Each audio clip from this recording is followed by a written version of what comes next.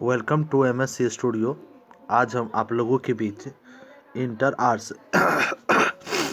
इतिहास में पूछे जाने वाले 2021 का कुछ महत्वपूर्ण प्रश्न है। यानी कि जिस प्रकार एग्जाम में प्रश्न पूछे जाएंगे आपसे उसी प्रकार से इसमें डाला गया। तो सबसे पहले निर्देश में ध्यान दीजिएगा कि सबसे पहले जो दिया हुआ है कि वस्तुनिष्ठ प्रश्न संख्या 1 से 100 तक के साथ 4 विकल्प दिए गए हैं, जिनमें से एक सही है। अपने द्वारा चुने गए सही विकल्प को उत्तर पुस्तिका पर चिन्हित करें और 100 प्रश्नों में से केवल 50 प्रश्नों का ही उत्तर देना है। तो ध्यान देना है कि आप वस्तुनिष्ठ प्रश्न जो आपको एग्जाम में 50 मार्क्स का पूछा जाता था, यानी कि 60 ऑब्जेक्टिव वस्तुनिष्ठ प्रश्न रहता था जिसमें 50 का उत्तर देना अनिवार्य था। तो आपके एग्जाम में अब 100 वस्तुनिष्ठ प्रश्न रहेगा जिसमें कि 50 गो का उत्तर देना पड़ेगा। चलिए, माने कि 2021 में पूछे जाने वाले कुछ महत्वपूर्ण यानी कि महत्वपूर्ण परीक्षा में संभावित प्रश्न जो है आपके बीच एक एक करके हम बताते हैं। और ये सारा प्रश्न को यदि आप याद कर लेते हैं तो आपके एग्जाम में इस माने कि इसमें से जो भी प्रश्न बताया जाएगा उससे एक भी प्रश्न बाहर नहीं जाएगा, है ना। चलते हैं हमारा फर्स्ट प्रश्न की ओर। सबसे पहले जो हमारा प्रश्न है कि हड़प्पा टीले का उल्लेख सर्वप्रथम 1826 ईस्वी में किसने किया था।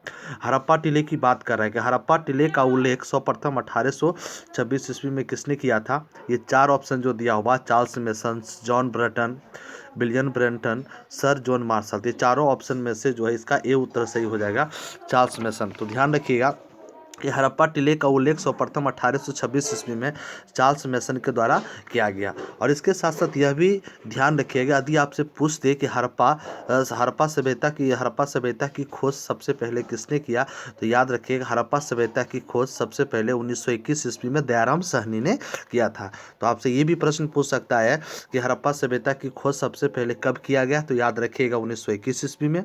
या तो आपसे ये भी पूछ सकता है कि हड़प्पा सभ्यता का खोज सबसे पहले किसने किया, तो नाम याद रखिएगा दयाराम साहनी, है ना। चलते हैं सेकंड प्रश्न की ओर।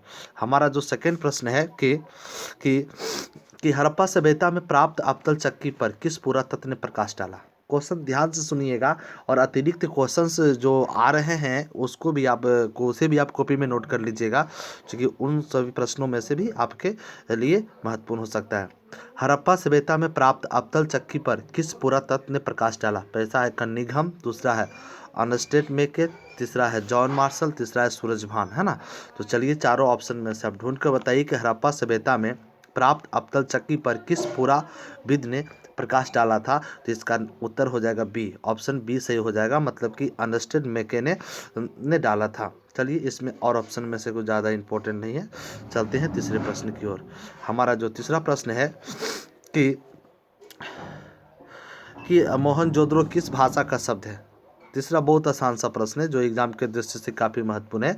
ये तीसरा प्रश्न है कि मोहनजोदड़ो किस भाषा का शब्द है। पहला है हिंदी भाषा, दूसरा है सिंधी भाषा, तीसरा है उर्दू भाषा, चौथा है फारसी भाषा। तो याद रखिएगा मोहनजोदड़ो किस भाषा का शब्द है, तो मोहनजोदड़ो सिंधी भाषा का शब्द है, ऑप्शन बी सही हो जाएगा। चलते हैं चौथे प्रश्न की ओर। हमारा जो चौथा प्रश्न है कि सिंधु घाटी सभ्यता किसके समकालीन नहीं थी। मतलब 3 ऑप्शन के समकालीन थी और चौथा के समकालीन नहीं थी, उसे ढूंढकर बताना है। सिंधु घाटी सभ्यता किसके समकालीन नहीं थी। ऑप्शन है चीन की सभ्यता, ऑप्शन बी है मिस्र की सभ्यता, ऑप्शन सी है मेसोपोटामिया की सभ्यता, ऑप्शन डी है क्रीट की सभ्यता। तो याद रखिएगा ये चारों ऑप्शन में क्रीट के सभ्यता के समकालीन नहीं था। कौन? सिंधु घाटी सभ्यता। तो याद रखिएगा तीनों कि चीन सभ्यता के समकालीन था सिंधु घाटी की सभ्यता, मिस्र सभ्यता की समकालीन था सिंधु घाटी की सभ्यता, और मेसोपोटामिया सभ्यता के समकालीन था सिंधु घाटी की सभ्यता, है ना। इसका मतलब इसका ऑप्शन हो जाएगा डी। आते हैं पांचवें प्रश्न की ओर। हमारा जो पांचवा प्रश्न है कि हड़प्पा सभ्यता का सबसे बड़ा नगर कौन सा है। ये यहाँ ध्यान दीजिएगा कि हड़प्पा सभ्यता का सबसे बड़ा नगर कौन सा। ऑप्शन है पूर्वपाषाण युग, ऑप्शन बी नवपाषाण युग, ऑप्शन सी लोह युग, ऑप्शन डी कांस्य युग, है ना। तो चलिए चारों ऑप्शन में से ढूंढ कर हड़प्पा सभ्यता का सबसे बड़ा नगर कौन सा था। तो देखिए यहाँ पर लग रहा है क्वेश्चन मिस्टेक हो गया है। तो हड़प्पा सभ्यता यहाँ पर होना चाहिए हड़प्पा सभ्यता को कौन सा युग के नाम से जाना जाता है। तो याद रखिएगा कांस्य युग। कौन सा युग? कांस्य युग। हड़प्पा सिंधु सभ्यता का सबसे बड़ा नगर मोहनजोदड़ो है, यहाँ पर मिस हो गया। यदि आपसे प्रश्न पूछेगा सिंधु सभ्यता का सबसे बड़ा नगर कौन सा, तो हो जाएगा मोहनजोदड़ो। हड़प्पा सभ्यता यहाँ पर क्वेश्चन बनेगा कि हड़प्पा सभ्यता किस युग की सभ्यता है। या सिंधु सभ्यता किस युग की सभ्यता है, तो इसका उत्तर क्या हो जाएगा, कांस्य युग। इसे थोड़ा सा आप लोग सही कर लीजिएगा। ऑप्शन 6 में आते हैं, प्रश्न संख्या 6 में आते हैं। प्रश्न संख्या 6 जो है, हड़प्पा सभ्यता भारत के किस भाग में विकसित हुई। हड़प्पा सभ्यता भारत के किस भाग में विकसित हुई। ऑप्शन है दक्षिण भारत में, ऑप्शन बी है पूर्वोत्तर भारत में, ऑप्शन सी है पश्चिमी उत्तर भारत में, ऑप्शन सी है मध्य भारत में। तो चलिए चारों ऑप्शन में से आप सोच कर बताइए कि हड़प्पा सभ्यता भारत के किस भाग में विकसित है। तो याद रखिएगा पश्चिमी उत्तर भाग में, है ना। कौन सा भाग में, पश्चिमी उत्तर भाग में। तो हमेशा याद रखिएगा मानचित्र के विषय में भी थोड़ा पता होनी चाहिए उत्तर दक्षिण किधर होगा। जैसे ये ऊपर वाले भाग हमेशा उत्तर होता है, नीचे वाला भाग हमेशा दक्षिण होता है, और इधर वाला भाग क्या होता है, पूर्व होता है, और इधर वाले भाग को क्या कहते हैं, पश्चिम होता है। तो पश्चिमी उत्तर इस भाग में, इस भाग में ध्यान रखिएगा इस बात को। आते हैं 7 नंबर प्रश्न की ओर। हमारा जो 7 नंबर प्रश्न है कि राखाल दास बनर्जी को मोहनजोदड़ो का अवशेष किस वर्ष मिला। राखाल दास बनर्जी को मोहनजोदड़ो का अवशेष किस वर्ष मिला। ऑप्शन है 1921, ऑप्शन बी है ऑप्शन ए है 1920, ऑप्शन बी है 1921, ऑप्शन सी है 1922, ऑप्शन डी है 1923 ईस्वी। तो याद रखिए राखाल दास बनर्जी ने मोहनजोदड़ो का अवशेष जो है 1922 ईस्वी में मिला। ऑप्शन सी सही हो जाएगा। यहाँ पर आपसे ऐसे भी प्रश्न पूछ सकता है राखाल दास बनर्जी ने मोहनजोदड़ो की खोज किसने किया। आपसे ये प्रश्न पूछ सकता है मोहनजोदड़ो की खोज किसने किया। तो याद रखिएगा राखाल दास बनर्जी ने। आपसे ऐसे भी पूछ सकता है मोहनजोदड़ो की खोज राखाल दास बनर्जी ने कब किया, तो 1922 ईस्वी में किया। 1921 ईस्वी में आप लोग याद रखिएगा 1921 ईस्वी में हड़प्पा सभ्यता की खोज दयाराम साहनी के द्वारा किया गया। 1920 ईस्वी में एक गांधी जी के द्वारा एक आंदोलन चलाया गया, तो वह आंदोलन कौन सा है, असहयोग आंदोलन। इसे भी याद रखिएगा। और 1922 ईस्वी में चौड़ा चौड़ी कांड के कारण गांधी जी ने असहयोग आंदोलन को 1922 ईस्वी में वापस ले लिया। चलते हैं 8 नंबर प्रश्न की ओर। 8 नंबर जो हमारा प्रश्न है कि सिंधु सभ्यता के विशाल स्नानागार का अवशेष कहाँ मिला। सिंधु सभ्यता के विशाल स्नानागार का अवशेष कहाँ मिला। ऑप्शन ए हड़प्पा में, ऑप्शन बी है मोहनजोदड़ो में, ऑप्शन सी है कालीबंगा में, ऑप्शन डी है लोथल में। तो चारों ऑप्शन में ढूंढ कर बताइए कि सिंधु सभ्यता में विशाल स्नानागार का अवशेष कहाँ मिला। तो याद रखिएगा कहाँ मिला था, मोहनजोदड़ो। मोहनजोदड़ो के विषय में यह भी याद रखिएगा मोहनजोदड़ो को मृतकों का टीला भी कहा जाता है। इसकी खोज 1922 ईस्वी में राखाल दास बनर्जी ने किया था। चलते हैं कितना नंबर प्रश्न की ओर, चलते हैं 9 नंबर प्रश्न की ओर। हमारा जो 9 नंबर प्रश्न है कि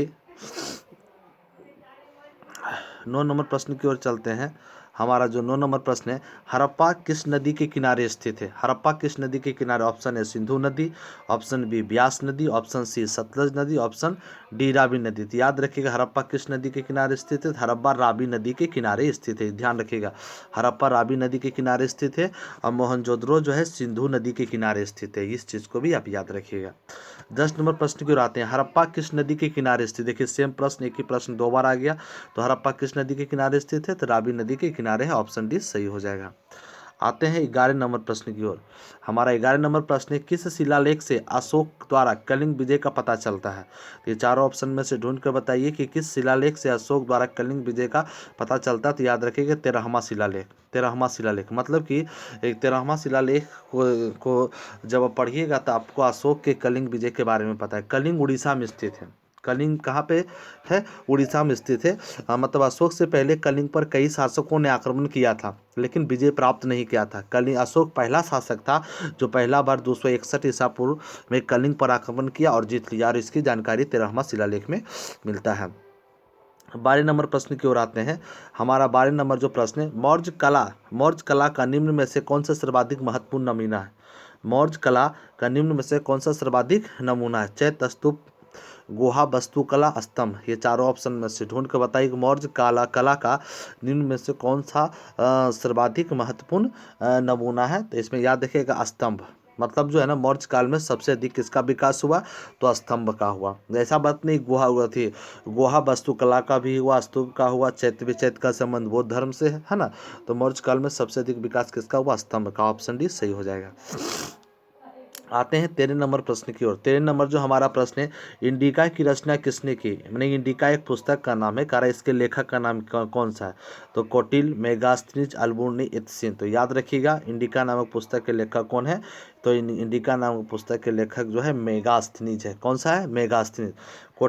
कौटिल्य को चाणक्य या विष्णुगुप्त के नाम से भी जाना जाता है। ऑप्शन ए में जो कौटिल्य को चाणक्य, कौटिल्य और विष्णुगुप्त के नाम से जाना जाता है। इन्होंने अर्थशास्त्र नामक पुस्तक की रचना किया था। आते हैं 14 नंबर प्रश्न की ओर। हमारा जो 14 नंबर प्रश्न है कि गुप्तों के काल में कौन चीनी यात्री भारत आया था। गुप्तों के काल में कौन सा चीनी यात्री भारत आया था, है ना। तो चलिए चारों ऑप्शन में से ढूंढ कर बताइए कि गुप्तों के काल में कौन चीनी यात्री भारत आया था। तो उसका उत्तर सही हो जाएगा फहियान, है ना। मतलब याद रखिएगा ना, चो के कारण में कि चंद्रगुप्त थे, चो के कारण में, चो के शासनकाल में फो आया था और हो के शासनकाल में हो आया था, है ना। इसका मतलब हुआ चंद्रगुप्त मौर्य, चंद्रगुप्त द्वितीय के शासनकाल में फहियान भारत आया था। चंद्रगुप्त द्वितीय के शासनकाल में फहियान भारत आया था और हर्षवर्धन के शासनकाल में ह्वेनसांग भारत आया था। ये भी चीज़ भी याद रखिएगा। क्या याद रखना है, चंद्रगुप्त द्वितीय के शासनकाल में, चंद्रगुप्त द्वितीय के शासनकाल में फहियान भारत आया था और हर्षवर्धन के शासनकाल में ह्वेनसांग भारत आया था, है ना। याद देखिए, ये भी आप ध्यान रखिएगा। और चंद्रगुप्त द्वितीय जो है गुप्त वंश के शासक थे, यहाँ पर भी ध्यान दीजिएगा, मौर्य वंश का नहीं होगा, यहाँ पर कंफ्यूज हो जाते हैं आप लोग। आगे आते हैं, भारतीय इतिहास का कौन सा काल स्वर्ण काल के नाम से जाना जाता है। चलिए चार ऑप्शन में से ढूंढ के बताइए, भारतीय इतिहास का कौन सा काल स्वर्ण काल के नाम से जाना जाता है। इसका सही उत्तर ढूंढ के बताए तो इसका सही उत्तर हो जाएगा गुप्त काल। मतलब गुप्त काल को भारतीय इतिहास का स्वर्ण काल कहा जाता है ना। भारतीय इतिहास का स्वर्ण काल किसके शासनकाल को कहा जाता है, गुप्त काल को कहा जाता है। ऑप्शन बी सही हो जाएगा। आते हैं 16 नंबर प्रश्न, कौटिल्य की कृति क्या है। अभी तुरंत बताए थे हम, कौटिल्य को चाणक्य और विष्णुगुप्त के नाम से भी जाना जाता है। कौटिल्य को चाणक्य, विष्णुगुप्त और विष्णुगुप्त और चाणक्य के नाम से भी जाना जाता है। और कौटिल्य ने अर्थशास्त्र नामक पुस्तक की रचना किया था। इसका सही उत्तर क्या हो जाएगा, बी। आते हैं 17 नंबर प्रश्न की ओर। 17 नंबर, यहाँ पर ही कुछ पुस्तक का नाम छूट गया, इसमें देखिए याद रखिएगा। ऋतु संहार हो गया, मालविको अग्निमित्र हो गया, मेघदूतम हो गया।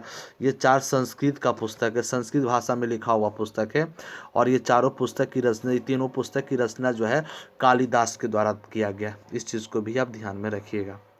आते हैं 17 नंबर प्रश्न की ओर। 17 नंबर जो प्रश्न है, पतंजलि का महाभाष्य, का महाभाष्य, देखिए का यहाँ पर का होना चाहिए, मिस्टेक हो गया।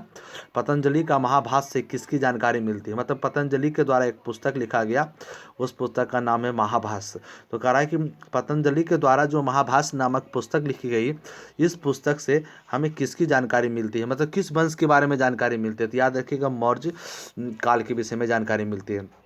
पतंजलि के द्वारा एक पुस्तक लिखा गया जिसका नाम है महाभाष्य, और इस पुस्तक से मौर्य काल के विषय में जानकारी मिलती है। ऑप्शन ए सही है। चलते हैं अगले प्रश्न की ओर, यानी कि प्रश्न नंबर 18 की ओर हम चलते हैं। प्रश्न नंबर 18 जो है हमारा, कि धम महामात्रों को किसने नियुक्त किया। धम महामात्रों को किसने नियुक्त किया। तो इस क्वेश्चन के विषय में याद रखिएगा, धम महामात्रों को अशोक ने नियुक्त, किसने नियुक्त किया, किसने नियुक्त किया, ये चला अशोक के द्वारा चलाया गया। क्लियर हो गया। धम महामात्र को किसके द्वारा चलाया गया, अशोक के द्वारा चलाया गया। चंद्रगुप्त मौर्य के विषय में याद रखिएगा कि मौर्य वंश की स्थापना चंद्रगुप्त मौर्य ने किया था, है ना।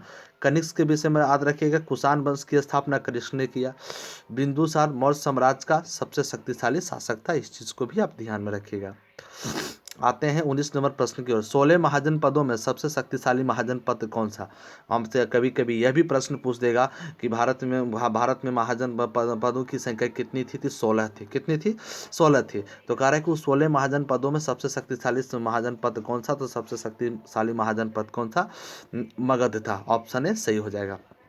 आते हैं पुराणों की संख्या कितनी है। तो इसे भी याद रखेंगे, पुराणों की संख्या कितनी है, 18 है। ऑप्शन भी सही हो जाएगा। आते हैं 21 नंबर प्रश्न की ओर। 21 नंबर जो प्रश्न है, मेगास्थनीज कौन था। मेगास्थनीज कौन था, यात्री था, व्यापारी था, राजदूत था, गुलाम था। ये चारों ऑप्शन में से ढूंढ कर बताइए कि मेगास्थनीज कौन था। तो याद रखिएगा, मेगास्थनीज एक राजदूत था। ऑप्शन सी सही हो जाएगा। आते हैं 22 नंबर प्रश्न की ओर। 22 नंबर जो प्रश्न है, फैयान किसके शासनकाल में भारत आया था।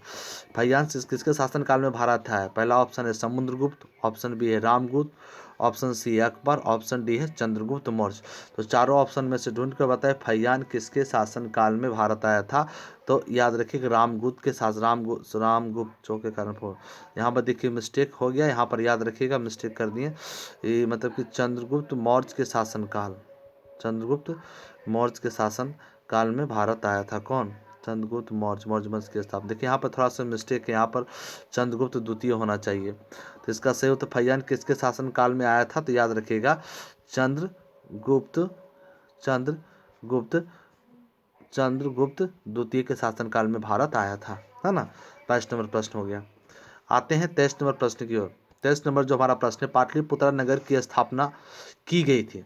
मतलब पाटलिपुत्रा नगर की स्थापना किसने किया था? ऑप्शन ए मुंडक द्वारा, ऑप्शन बी बिंबिसार द्वारा, ऑप्शन सी उदयभद्र के द्वारा, ऑप्शन डी अजातशत्रु के द्वारा। याद रखिएगा, पाटलिपुत्रा नगर की स्थापना जो वर्तमान में बिहार की राजधानी पटना है, तो कह रहा है पाटलिपुत्रा नगर की स्थापना किसने किया था? तो उदयभद्र ने किया था। ऑप्शन सी सही हो जाएगा। आते हैं 24 नंबर प्रश्न की ओर। पंच चिन्ह वाले सिक्के बने थे किससे? पंच चिन्ह वाले सिक्के किससे बने थे? सोने के थे, तांबे के थे, सॉरी सोने के थे, चांदी के थे, तांबे के थे, बी और सी दोनों। तो इसे ध्यान रखिएगा, बी और सी दोनों सही हो जाएगा। मतलब चांदी का भी था और तांबा के था। मतलब पंच चिन्ह वाले सिक्के जो चांदी के भी बने थे और तांबा के भी बने थे। ऑप्शन बी और ऑप्शन सी दोनों सही हो जाएगा। आते हैं 25 नंबर प्रश्न की ओर। 25 नंबर जो हमारा प्रश्न है, जनपद शब्द का शाब्दिक अर्थ क्या होता है? जनपद शब्द का शाब्दिक अर्थ क्या? ऑप्शन ए जहाँ लोग अपना घर बनाते हैं, ऑप्शन बी जहाँ लोग मवेशी रखते हैं, ए और बी दोनों। तो याद रखिएगा, जनपद शब्द का शाब्दिक अर्थ होता है जहाँ लोग अपना घर बनाते हैं, उसे जनपद कहा जाता है। इसका सही उत्तर हो जाएगा ऑप्शन ए। आते हैं 26 नंबर प्रश्न की ओर। हमारा जो 26 नंबर प्रश्न है, बीज को सामाजिक ग्रंथों में कहा गया। बीज को सामाजिक ग्रंथों को क्या कहा जाता है? गण संघ, गणतंत्र, राजतंत्र, सभी। ये मैंने चारों ऑप्शन में से ढूंढ कर बताया। ब्रिज को सामाजिक ग्रंथों में क्या कहा जाता है? तो क्या कहा जाता है? गणतंत्र कहा जाता है। ऑप्शन बी सही हो जाएगा। आगे आते हैं 27 नंबर प्रश्न की ओर आते हैं। महाभारत का युद्ध कुरुक्षेत्र के मैदान में कितने दिनों तक चला? महाभारत का युद्ध कुरुक्षेत्र के मैदान में कितने दिनों तक चला? तो इसे ढूंढ कर बताइए कि महाभारत का युद्ध कुरुक्षेत्र के मैदान में कितने दिनों तक चला। तो 18 दिनों तक चला। इस बात को भी आप ध्यान में रखिएगा। आगे आते हैं, गंगा पुत्र किसे कहा जाता है? अर्जुन को कहा जाता है, विदुर को कहा जाता है, भीष्म को कहा जाता है, पांडु को कहा जाता है। तो याद रखें, गंगा पुत्र किसे कहा जाता है? भीष्म को कहा जाता है। चलते हैं 29 नंबर प्रश्न की ओर हम आते हैं। 29 नंबर जो हमारा प्रश्न है कि महाभारत की रचना किसने किया? एक प्रश्न तो लगभग आप जानते होंगे कि महाभारत की रचना किसने किया। तो याद रखिए, महाभारत की रचना किसने किया? वेद व्यास ने किया। ऑप्शन डी सही हो जाएगा। आते हैं 30 नंबर प्रश्न की ओर। 30 नंबर जो प्रश्न, मनुस्मृति में कितने प्रकार के विवाह का उल्लेख है ना। इस प्रश्न बहुत, महाभारत से बहुत कम प्रश्न पूछते हैं, उनमें से जो महत्वपूर्ण प्रश्न था वो हम निकाल लिए। मनुस्मृति में कितने प्रकार के विवाह का वर्णन? तो याद रखिएगा, मनुस्मृति में कुल 8 प्रकार के विवाह का वर्णन किया गया है। ऑप्शन सी सही हो जाएगा। आगे आते हैं 31 नंबर प्रश्न की ओर। 31 नंबर जो प्रश्न है, स्वायंबर एवं दिगंबर का संबंध कौन सा धर्म से है? स्वायंबर एवं दिगंबर का धर्म कौन सा धर्म से? तो याद रखिएगा, जैन धर्म। जैन धर्म की स्थापना महावीर स्वामी ने किया था। इस चीज़ को ध्यान रखिएगा, जैन धर्म की स्थापना महावीर स्वामी ने किया था। और जैन धर्म के प्रथम तीर्थकर जो थे ऋषभ देव थे, और 23वें तीर्थकर जो थे पारसनाथ थे, है ना। जैन धर्म के प्रथम तीर्थकर ऋषभ देव। यदि आपसे पूछेगा जैन धर्म के प्रथम तीर्थकर कौन थे, तो ऋषभ देव। और जैन धर्म के 23वें तीर्थकर कौन थे, तो याद रखिएगा पारसनाथ। और आपसे पूछेगा महावीर जैन धर्म के कितने तीर्थकर थे, तो 24वें तीर्थकर थे, है ना। और महावीर ने जैन धर्म में 4 सिद्धांतों के अतिरिक्त एक सिद्धांत को और जोड़ा, उसका नाम है ब्रह्मचर्य। उसके अधीन सत्य, अहिंसा, आस्ते, अपरिग्रह, 4 सिद्धांत प्रचलित था। इन छोटा छोटा चीज़ों को कॉपी में नोट करके ध्यान रखिएगा, बड़ा काम का चीज़ है। अगला प्रश्न है, त्रिपिटक साहित्य संबंधित है किससे? जैन धर्म से, बौद्ध धर्म से, शैव धर्म से, वैष्णव धर्म से, है ना। तो चारों ऑप्शन में से ढूंढ कर बताइए कि त्रिपिटक साहित्य किससे संबंधित है। तो याद रखिएगा, बौद्ध धर्म से। बौद्ध धर्म की स्थापना महात्मा बुद्ध के द्वारा किया गया था। आते हैं 33 नंबर का प्रश्न की ओर। 33 नंबर जो प्रश्न है, हीनयान एवं महायान संप्रदाय किस धर्म से संबंधित है? हीनयान एवं महायान संप्रदाय कितने वर्ग में माने किस धर्म से संबंधित है? बौद्ध धर्म से संबंधित है। मतलब कि महात्मा बुद्ध की मृत्यु हो जाने के बाद बौद्ध धर्म 2 वर्ग में विभाजित हो गया, जिसे हीनयान या महायान कहा जाता है। उसी तरह महावीर की मृत्यु हो जाने के बाद जैन धर्म 2 वर्गों में विभाजित हो गया, जिसे श्वेतांबर और दिगंबर कहा जाता है। इन चीज़ों को भी आप ध्यान में रखिएगा। 34 नंबर प्रश्न है कि महावीर ने पारसनाथ के सिद्धांतों में कौन सा नया सिद्धांत जोड़ा? अभी तुरंत बताएं हम। महावीर ने पारसनाथ के सिद्धांतों में कौन सा नया सिद्धांत जोड़ा? तो याद रखिएगा, वो नया सिद्धांत कौन सा है? ब्रह्मचर्य। ऑप्शन बी सही हो जाएगा। 35 नंबर जो प्रश्न है कि तंबाकू का सेवन सर्वप्रथम किस मुगल सम्राट ने किया। तंबाकू का सेवन सर्वप्रथम किस मुगल सम्राट ने किया था।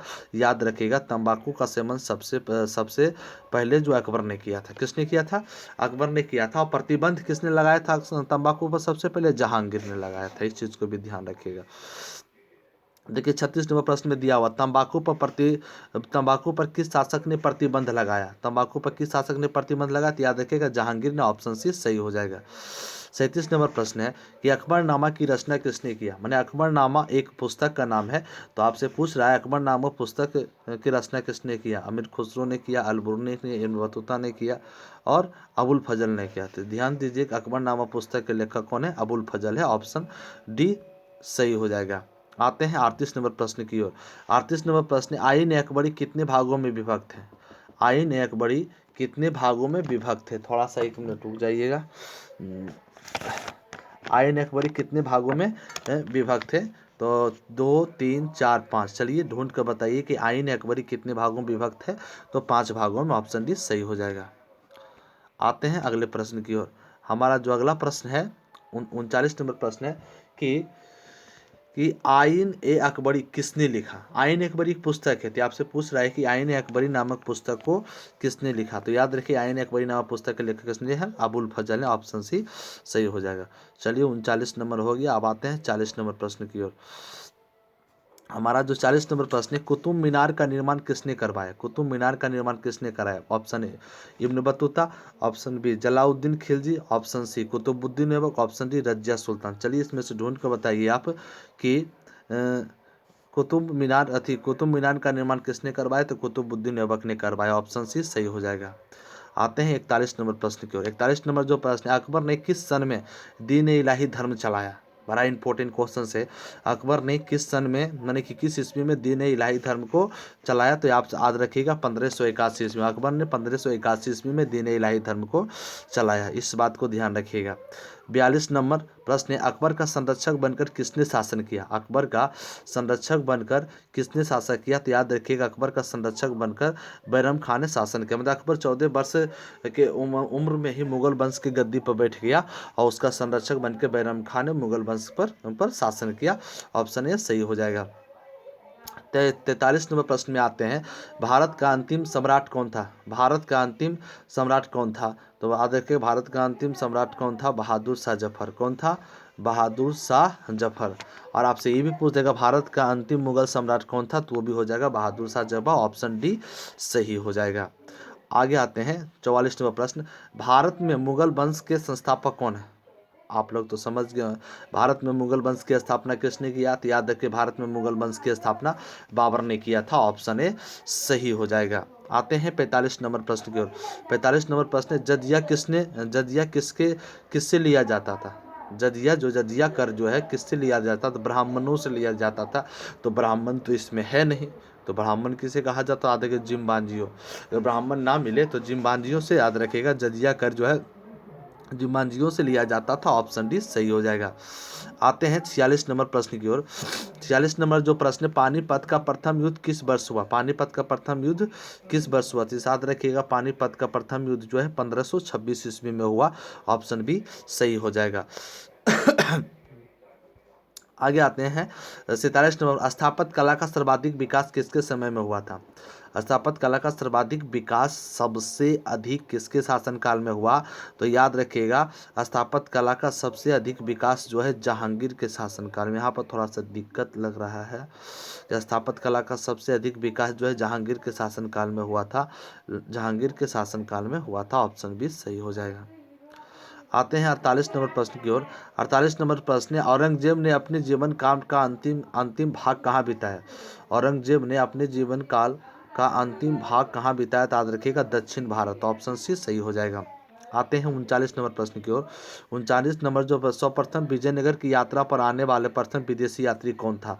ऑप्शन है निकोला कोंटी, ऑप्शन बी है अब्दुल रज्जाक, ऑप्शन सी है डेमिस गॉस्पेस, ऑप्शन डी जो है फर्नाओ नूनिस। तो याद रखिएगा ऑप्शन ए सही हो जाएगा निकोला कोंटी। मतलब निकोला कोंटी प्रथम शासक था जो विजयनगर साम्राज्य की यात्रा किया था। 50 नंबर। अब आते हैं 50 नंबर प्रश्न की ओर। इस वीडियो में पूरे 100 प्रश्न करवाएंगे एक साथ, है ना। तो आते हैं कितना नंबर प्रश्न की और 50 नंबर प्रश्न की। विजयनगर के महानतम शासक कौन थे? तो ये लोग आप लोग जानते हैं कि विजयनगर का सबसे शक्तिशाली सबसे महानतम शासक कौन थे? राजा कृष्णदेव राय। ऑप्शन बी सही हो जाएगा। आते हैं 51 नंबर प्रश्न की ओर कि गौपुरम का संबंध किससे है? तो मंदिर के मुख्य द्वार को गौपुरम कहा जाता था। मतलब विजयनगर साम्राज्य में जो है मंदिर के मुख्य द्वार जो था होता था उसे क्या कहा जाता था? गोपुरम कहा जाता था। ऑप्शन ए सही हो जाएगा। आते हैं 52 नंबर प्रश्न की ओर। विजयनगर की स्थापना की किसने की थी? मतलब विजयनगर साम्राज्य की स्थापना किसने किया? तो याद रखिएगा हरियर और बोका नामक दो भाइयों ने विजयनगर साम्राज्य की स्थापना 1336 ईस्वी में किया। तो इसका ऑप्शन हो जाएगा सी। तो याद रखिएगा विजयनगर साम्राज्य की स्थापना जो है हरियर और बोका नामक दो भाइयों ने 1336 ईस्वी में किया था, है ना। इन चीज़ों को ध्यान रखिएगा। और विजयनगर साम्राज्य का सबसे शक्तिशाली शासक राजा कृष्णदेव राय भी थे। 53 नंबर प्रश्न की ओर आते हैं। विजयनगर साम्राज्य की स्थापना कब किया गया? तो अभी तुरंत बताए थे विजयनगर साम्राज्य की स्थापना 1336 ईस्वी में हरिहर बुका नामक भाई ने किया था। 54 नंबर प्रश्न की ओर आते हैं। प्रसिद्ध विरूपाक्ष मंदिर कहाँ स्थित है? प्रसिद्ध विरूपाक्ष मंदिर कहाँ? हम्पी, चिदम्बरम, बेलूर, श्रीरंगम, है ना। तो याद रखिएगा प्रसिद्ध विरूपाक्ष मंदिर कहाँ स्थित? याद रखें हम्पी। हम्पी कहाँ पर है? विजयनगर साम्राज्य में था। इस चीज़ को ध्यान में रखिएगा। आते हैं 55 नंबर प्रश्न की ओर कि तलमंडी किसका जन्म स्थान? तो याद रखिएगा गुरु नानक का। किसका जन्म स्थान है? गुरु नानक। तलमंडी गुरु नानक का जन्म स्थान है। ध्यान रखिएगा ऑप्शन भी सही हो जाएगा। आते हैं 56 नंबर प्रश्न की ओर। 56 नंबर जो प्रश्न, ख्वाजा मुइनुद्दीन चिश्ती का दरगाह कहाँ है? ख्वाजा मुइनुद्दीन चिश्ती का दरगाह कहाँ है? तो याद रखिएगा ख्वाजा मुइनुद्दीन चिश्ती का दरगाह चारों ऑप्शन में से सही हो जाएगा अजमेर। ख्वाजा मुइनुद्दीन चिश्ती का दरगाह कहाँ है? अजमेर में है। 57 नंबर जो प्रश्न है, कुतुब मीनार के निर्माण किसने शुरू किया? कुतुब मीनार के निर्माण किसने शुरू किया? कुतुब मीनार का निर्माण किसने शुरू किया? इल्तुतमिश, जलालुद्दीन खिलजी, कुतुबुद्दीन ऐबक रजिया ने, है ना। तो चलिए ऑप्शन ढूंढ कर बताइए कि कुतुब मीनार का निर्माण कार्य किसने शुरू करवाया? तो याद रखिएगा कुतुब मीनार का निर्माण कार्य जो कुतुबुद्दीन ऐबक ने शुरू करवाया, लेकिन पूरा नहीं करवा पाए, बीच में ही तो उनकी मृत्यु हो गई। कुतुब मीनार का पूरा करवाने का श्रेय इल्तुतमिश को जाता है। 58वां प्रश्न की ओर आते हैं। किताब उल रहला में किसका यात्रा वृत्तांत मिलता है? किताब उल रहला में किसका यात्रा वृत्तांत मिलता है? तो याद रखिएगा इब्न बतूता। यदि आप किताब उल रहला नामक पुस्तक पढ़ते हैं, जिससे इस पुस्तक में आपको इब्न बतूता के विषय में जानकारी मिलेगी। ऑप्शन सी सही हो जाएगा। आते हैं 59 नंबर प्रश्न की ओर। 59 नंबर जो प्रश्न है, अलबुर्नी किसके साथ भारत आया था? मोहम्मद गजनी, मोहम्मद गौरी, तैमूर, मोहम्मद बिन कासिम। तो याद रखिएगा अलबुर्नी जो मोहम्मद गजनी के साथ भारत आया था, है ना। ऑप्शन ए सही हो जाएगा। 60 नंबर प्रश्न की ओर आते हैं। 60 नंबर प्रश्न, इब्न बतूता किस देश के निवासी थे? तो याद रखिएगा इब्न बतूता जो मोरक्को की रहने वाली थी। कहाँ की रहने वाली थी? मोरक्को की रहने वाली थी। ऑप्शन ए सही हो जाएगा। अब तक कैप्टन हॉकिंस किस मुगल शासक के दरबार में आया था? बड़ा इंटरेस्टेड क्वेश्चन है। कैप्टन हॉकिंस किस मुगल साम्राज्य के शासन काल में आया था, है ना। क्वेश्चन समझ के, कैप्टन हॉकिंस किस मुगल साम्राज्य के शासन काल में भारत आया था? तो इसको डायरेक्ट आंसर बता देते जहांगीर। ध्यान रखिएगा कैप्टन हॉकिंस जो है जहांगीर के शासन काल में भारत का भ्रमण किया था, है ना। चलते हैं 62 नंबर पुस्तक में कहा किताब उल हिंद अथवा तहकीक हिंद में किसका यात्रा वृत्तांत है? दो चीज आ गया, किताब उल हिंद अथवा तहकीक हिंद में किसका यात्रा वृत्तांत है ना। तो याद रखें अलबुर्नी का। किसका यात्रा वृत्तांत है? अलबुर्नी का यात्रा वृत्तांत है। ऑप्शन ए सही हो जाएगा। आते हैं 63 नंबर प्रश्न की ओर। संथाल विद्रोह का नेता कौन थे? तो याद रखिएगा संथाल विद्रोह झारखंड में हुआ था, एक जनजातीय विद्रोह था। इसके नेता जो थे सिद्धू एवं कान्हू। ऑप्शन ए सही हो जाएगा। 64 नंबर प्रश्न की ओर आते हैं। 64 नंबर जो प्रश्न, दामिनी कोह क्या है? दामिनी के क्या? भूभाग, उपाधि, तलवार, जागीर, है ना। तो दामिन ई कोह क्या है? तो याद रखें ये भूभाग, जमीन के भूभाग को जो है दामिन ई कोह कहा जाता था, है ना। क्लियर हो गई। आते हैं 65 नंबर प्रश्न की ओर। हमारा जो है कॉर्नवालिस कोड कब लागू हुआ? ये प्रश्न है कॉर्नवालिस कोड को कब लागू किया गया? ऑप्शन है 1775, 1793, 1797, 1805 ईस्वी, है ना। माने कि लॉर्ड कॉर्नवालिस के द्वारा एक कानून लागू किया गया था, उस कानून को कॉर्नवालिस कोड कहा जाता है और यह कानून को 1793 ईस्वी में लागू किया गया था, है ना। आते हैं अगला प्रश्न की ओर। अगला प्रश्न जो है संथाल विद्रोह कब हुआ था? संथाल विद्रोह कब हुआ? ऑप्शन 1829, 1841, 1851, 1855। तो चार ऑप्शन ऑप्शन में से ढूंढ के बताइए कि संथाल विद्रोह कब हुआ था। तो याद रखिएगा संथाल विद्रोह जो 1855 ईस्वी में हुआ था, यह भी एक जनजातीय विद्रोह था, है ना। 67 में आ गए कि अस्थाई बंदोबस्त से जुड़ा था, मतलब अस्थाई बंदोबस्त से कौन सा शासक जुड़ा हुआ था। तो चलिए बारेन हस्टिन, बेलेजली, कॉर्नवालिस, रिपन, ये चारों ऑप्शन में से ढूंढ के बताइए कि अस्थाई बंदोबस्त से कौन से शासक जुड़ा हुआ था। तो याद रखिएगा लॉर्ड कॉर्नवालिस। चार ऑप्शन में कौन था? लॉर्ड कॉर्नवालिस, ऑप्शन सी सही हो जाएगा। आते हैं 68 नंबर प्रश्न की ओर। ईस्ट इंडिया कंपनी की स्थापना कब हुई थी? ये तो आप लोग जानते हो कि भारत में ईस्ट इंडिया कंपनी की स्थापना 1600 ईस्वी में किया गया। सबसे पहले गुजरात के सूरत में किया गया था, इस चीज़ को भी ध्यान में रखिएगा। 69 प्रश्न है, महलबारी व्यवस्था किसके द्वारा लागू की गई थी?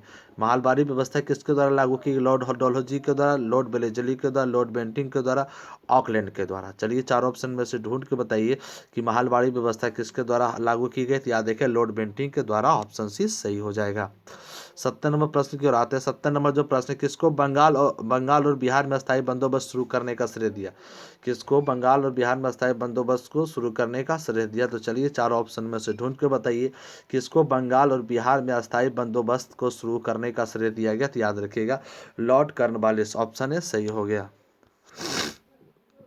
आगे आते हैं, भारत आने वाला प्रथम यूरोपीय कौन था? भारत आने वाला प्रथम यूरोपियन कौन था? पुर्तगाली, ब्रिटिश, डच, फ्रांसीसी, है ना। तो भारत आने वाला प्रथम व्यापारी कौन था? पुर्तगाली था, ऑप्शन ए सही हो जाएगा, है ना।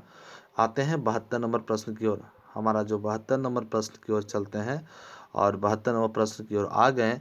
और हमारा 72 नंबर प्रश्न है कि 1857 की गदर को किसने क्रांति कहा? 1857 की क्रांति को किसने गदर कहा? Karl Marx, RC. Majumdar, Pandit Nehru, TR. होम, है ना। तो चलिए चारों ऑप्शन में से ढूंढ कर बताइए कि 1857 की गदर को किसने क्रांति कहा। तो याद रखिएगा कार्ल मार्क्स ने 1857 की गदर को क्रांति कहा। चलते हैं 73 नंबर प्रश्न की ओर। 73 नंबर जो प्रश्न है, अवध में 1857 की क्रांति का नेतृत्व किसने किया था? तो याद रखिए अवध मतलब लखनऊ। अवध मतलब क्या हुआ? लखनऊ। अवध में 1857 की क्रांति का नेतृत्व किसने किया था? बेगम हजरत महल ने किया था। इसके साथ साथ और याद रखिए लक्ष्मीबाई ने झांसी से 1857 की क्रांति का नेतृत्व किया था। और दिल्ली से था ये बहादुर शाह जफर नेतृत्व कर रहे थे। बिहार से बहादुर शाह जफर था, बिहार से। बिहार याद रखना है, कानपुर याद रखना है, कुछ महत्वपूर्ण जगह को याद रखना है। जो थ्योरिकल वाला पार्ट कराएंगे वहाँ पर हम करवा देंगे। 74 नंबर प्रश्न जो है, 1857 की क्रांति कब से आरंभ हुई थी? याद रखिएगा 1857 की क्रांति 10 मई से शुरू हुआ था, ऑप्शन ए सही हो जाएगा। 75 नंबर प्रश्न की ओर, व्यापगत के सिद्धांत का संबंध किसने? व्यापगत के सिद्धांत का संबंध कौन से शासक से, है ना। तो चलिए ढूंढ के बताए व्यापगत के सिद्धांत का संबंध जो है लॉर्ड डलहौजी से, ऑप्शन बी सही हो जाएगा। आते हैं 76 नंबर प्रश्न की ओर। 76 नंबर जो प्रश्न, बिहार में 1857 के विद्रोह के प्रमुख नेता कौन थे? बिहार देखिए यहाँ पर नाम बोले, वीर कुंवर सिंह। कौन थे? वीर कुंवर सिंह। बिहार में 1857 की क्रांति के विद्रोह के जो नेता थे वीर कुंवर सिंह, ऑप्शन डी सही हो जाएगा। 77 नंबर जो प्रश्न है, 1857 के विद्रोह के समय भारत के गवर्नर जनरल कौन थे? 1857 के विद्रोह के समय भारत के गवर्नर जनरल कौन थे? लॉर्ड कैनिंग, ऑप्शन सी सही हो जाएगा, है ना।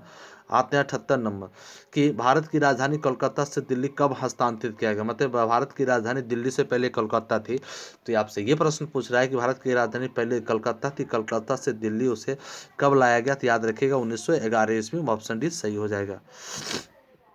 आगे आते हैं विक्टोरिया टर्मिनल लिखाना चाहिए, विक्टोरिया टर्मिनल लिखा गया, टर्मिनल होगा। विक्टोरिया टर्मिनल किस स्थापत्य शैली का उदाहरण है? तो याद रखिएगा नवगाथिक शैली का, है ना। विक्टोरिया टर्मिनल जो नवगाथिक शैली का उदाहरण है, ऑप्शन ए सही हो जाएगा। 80 नंबर प्रश्न है, वास्को डिगामा किस सन में भारत आया था, है ना। तो चारों ये तो सबको पता है कि 1498 ईस्वी में आया था, लेकिन कब आया था वास्को डिगामा, कब भारत आया? तो याद रखिएगा 17 मई 1498 ईस्वी में भारत वास्को डिगामा आया था। और इसके साथ साथ यह भी याद रखिएगा भारत की खोज वास्को डिगामा ने 17 मई 1498 ईस्वी में किया था। 81 नंबर प्रश्न की ओर आते हैं। 81 नंबर जो प्रश्न, कलकत्ता में सर्वोच्च न्यायालय की स्थापना कब की गई, है ना। तो भारत में सर्वोच्च न्यायालय की स्थापना जो 1773 ईस्वी में किया गया, तो ऑप्शन डी सही हो जाएगा। आते हैं 82 नंबर प्रश्न की ओर। अब ज़्यादा प्रश्न नहीं है, 82 नंबर प्रश्न की ओर आते हैं। अब 82 नंबर जो प्रश्न है, भारत में रेलवे की शुरुआत कब हुई? भारत में रेलवे की शुरुआत जो है कब हुई? 1753 ईस्वी में, 1773 ईस्वी में, 1750 से 1853 इनमें से कोई नहीं, है ना। तो चलिए चारों ऑप्शन में से ढूंढ के बताइए भारत में रेलवे की शुरुआत कब हुई? तो याद रखिएगा 1853 ईस्वी में लॉर्ड डलहौजी के द्वारा किया गया और सबसे पहले मुंबई से थाने चलाई गई, है ना। आते हैं 83 नंबर प्रश्न की ओर। गेटवे ऑफ इंडिया का निर्माण कब हुआ? गेटवे ऑफ इंडिया का निर्माण कब किया गया? तो 1911 ईस्वी में। याद रखिए गेटवे ऑफ इंडिया का निर्माण जो 1911 ईस्वी में किया गया, तो ऑप्शन सी सही हो जाएगा। आगे आते हैं, गांधी जी असहयोग आंदोलन किस वर्ष शुरू किया? गांधी जी असहयोग आंदोलन किस वर्ष शुरू किया? तो याद रखिए गांधी जी के द्वारा असहयोग आंदोलन 1920 ईस्वी में शुरू किया गया था, लेकिन 1922 ईस्वी में चौराचौरी हत्याकांड के कारण गांधी जी ने 1922 ईस्वी में चौराचौरी असहयोग आंदोलन को वापस ले लिया। 1930 ईस्वी में गांधी जी के द्वारा सविनय विज्ञान आंदोलन किया गया और 1942 ईस्वी में गांधी जी के द्वारा भारत छोड़ो आंदोलन किया गया और इसी आंदोलन में गांधी जी ने करो या मरो का नारा दिया, तब अंग्रेजों ने पकड़कर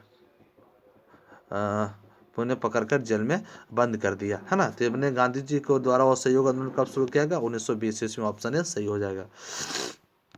आते हैं 85 नंबर प्रश्न की ओर। बंगाल का विभाजन कब हुआ? तो याद रखिए बंगाल विभाजन की घोषणा जो 1905 ईस्वी में किया गया, है ना। आदि बंगाल विभाजन की घोषणा 1905 ईस्वी में किया गया, लेकिन 1911 ईस्वी में इसे आपस ले लिया गया। ये दोनों चीज़ को याद रखिएगा। अगला प्रश्न है कि जलियांवाला बाग हत्याकांड कब हुई? तो सब जानते हैं कि 13 अप्रैल 1919 ईस्वी में जलियांवाला बाग हत्याकांड हुआ, है ना। आगे आते हैं, काला कानून किसे कहा जाता है? काला कानून किसे कहा जाता है? रोलेक्ट एक्ट। रोलेक्ट एक्ट को काला कानून कहा जाता है ना। मतलब अंग्रेजों के द्वारा 1919 ईस्वी में एक कानून पारित किया गया, उसे रोलेक्ट एक्ट कहा जाता था और इस एक्ट के तहत किसी भी व्यक्तियों को संदेह के आधार पर पकड़कर जेल में बंद कर दिया जाता था। इसी एक्ट के तहत पंजाब के दो समाज सुधारक सतपाल और किचलू को पकड़कर जेल में बंद कर दिया गया, है ना। उसी को छुड़ाने के लिए पंजाब के अमृतसर बाग में एक सभा हो रही थी। क्या हो रही थी? एक सभा हो रही थी, एक सभा हो रही थी। तभी अंग्रेजों ने निहत्थे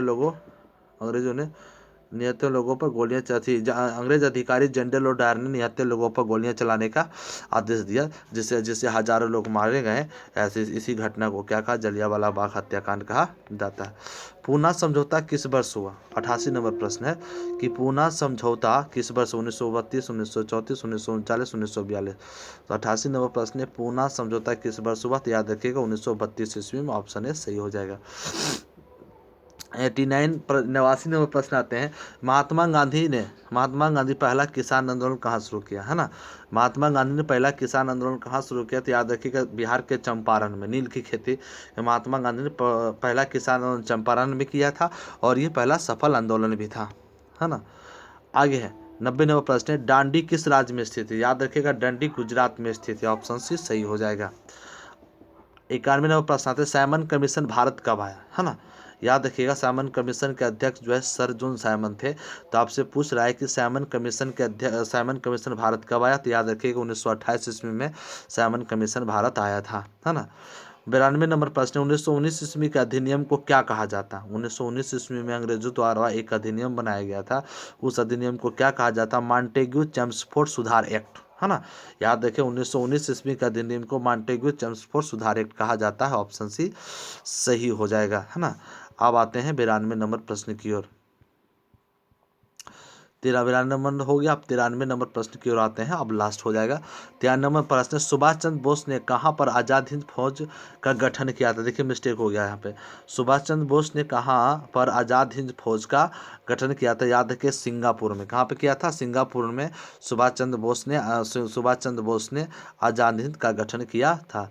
94 नंबर प्रश्न है, कैबिनेट मिशन योजना के अध्यक्ष कौन थे? कैबिनेट मिशन योजना के अध्यक्ष कौन थे? तो याद रखिएगा स्टेफर्ड क्रिप्स, है ना। कैबिनेट मिशन योजना का अध्यक्ष कौन थे? Stafford Cripps. ऑप्शन डी सही हो जाएगा। आगे आते हैं कि मुस्लिम लीग की स्थापना किस वर्ष हुई? मुस्लिम लीग की स्थापना किस वर्ष की? तो इस क्वेश्चन का उत्तर क्या हो जाएगा? मुस्लिम लीग की स्थापना भारत में 1906 ईस्वी में हुआ। ऑप्शन बी सही हो जाएगा। अगला है, पाकिस्तान शब्द किसने दिया, है ना। तो चारों ऑप्शन में से ढूंढ के बताइए कि पाकिस्तान शब्द किसके द्वारा गया। तो याद रखिए चौधरी रहमत अली के द्वारा सबसे पहले पाकिस्तान शब्द को दिया गया। द्विराष्ट्र का सिद्धांत सबसे पहले मोहम्मद अली जिन्ना ने दिया। 97 नंबर प्रश्न है, स्वतंत्र भारत का अंतिम गवर्नर जनरल कौन था। स्वतंत्र भारत का अंतिम गवर्नर जनरल कौन था। तो सिराज गोपालाचारी। कौन था। स्वतंत्र भारत का अंतिम गवर्नर जनरल कौन था। सिराज गोपालाचारी। ऑप्शन सी है ना। ऐसा ऐसा बहुत सारा प्रश्न है ना। ऐसा ऐसा बहुत सारा प्रश्न जो कन्फ्यूजन वाला है। मतलब कि हिस्ट्री का ऑब्जेक्टिव क्वेश्चंस का एक पार्ट और 1-2 दिन मतलब कि 26 जनवरी तक लाएंगे, है ना। जो कन्फ्यूजन वाला प्रश्न है वो सभी सारा प्रश्न को क्लियर कर देंगे। वीडियो थोड़ा सा बड़ा हो गया इसलिए फास्ट में से ख़त्म कर दिए, है ना। सॉल्यूशन के लिए एक वीडियो ऑब्जेक्टिव का और लाएंगे एग्जाम से पहले। भारतीय राष्ट्रीय कांग्रेस के संस्थापक कौन थे। तेयो ह्यूम। ये तो बात सब जानते हैं।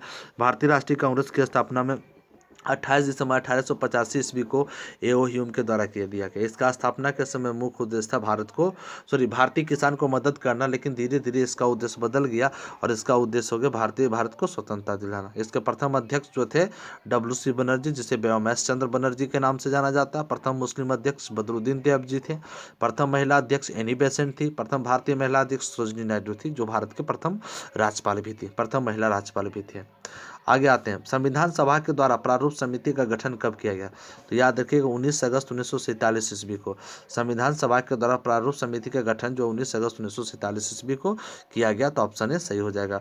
और ये लास्ट प्रश्न है, भारतीय संविधान के अनुसार संप्रभुता किसमें निहित होती है। तो याद रखिएगा संप्रभुता राष्ट्रपति में निहित होती है। ऑप्शन ए सही है।